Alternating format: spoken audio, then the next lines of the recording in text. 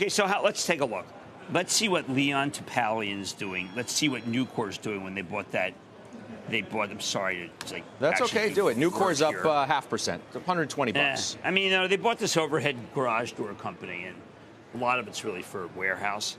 And I was discussing with him the nature of them being at 4 times earnings. That's just not sustainable. They have to take action.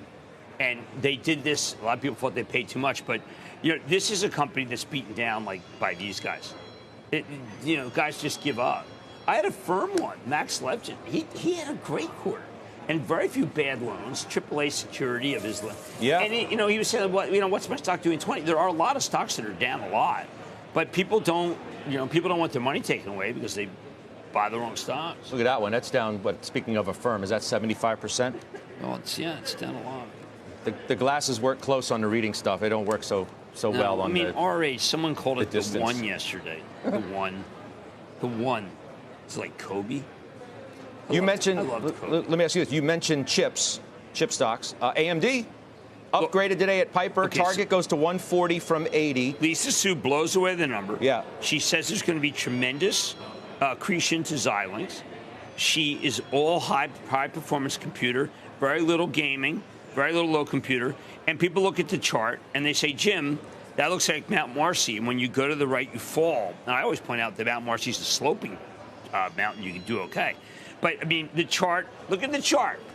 There's so many closet chartists in this business that people don't want to touch that. I like Advanced Micro. My Travel Trust owns it. I know you like it. But my Travel Trust owns Walmart. So, frankly, why would anyone listen to me at this very moment? And the answer is, first, I sold a lot. But second, because I got had.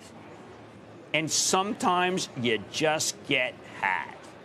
Well, the difference is you trust Lisa Su's execution better than Doug McMillon. I mean, you can only pick the stocks. Well, at some point, they have to execute. That's a no-brainer. But let me say this, because the commentary around the upgrade seems to be relevant to perhaps a lot of stocks. Well, it's about how they can't time the market. Yeah. And good company on sale, you just got to buy it. Well, but they also said they misjudged how well she's doing. I mean, there's a lot of stocks like Microsoft's down a lot. I like that stock. Broadcom came down a lot. That's a good stock. Barclays reiterates Microsoft. But the problem is that if we get a bad number out of China when it comes to how soft cell phones are, that's going to reverberate, and that'll be a better time to buy. So let's talk then, I feel like the theme of the morning in some respects, CEOs who are executing versus those who aren't. Stocks do better than those that don't. Absolutely. Now, I want to ask you, one of the reasons is when you're my partner here, I think you uniquely understand that in other venues in life, when people don't execute well, they get fired. But in this business, they just get paid even more. Well, what if you're dealt a very difficult hand, like a Jane Fraser, for example, at Citi? She was dealt a 10 and a 6 with the dealer showing king. Okay, so she's dealt a bad hand. Stock's up 5% because Buffett has a near $3 billion stake, at least according to the most recent filings, which are a little backdated, but nonetheless. What makes me feel is that the tangible book, maybe he's inspected the book and says, even though the tangible book is dramatically higher, that it's okay. I worry about what's in the book. I've expressed my displeasure. What's in the book that there could be such a big disparity? And what happened in the fall that they stopped being able to buy back stock? We're not getting answers. Maybe Warren Buffett doesn't care. Maybe Warren Buffett is, he's a great investor. He did Bank of America. That worked. I mean, he looks at a stock that's down a bunch, right? I mean, he has a knack for striking at the right time. Well, now, sometimes he gets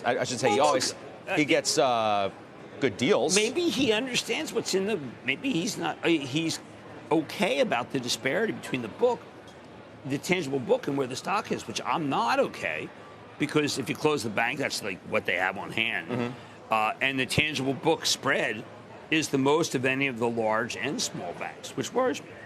What do you make of the fact that he totally threw in the towel on Wells?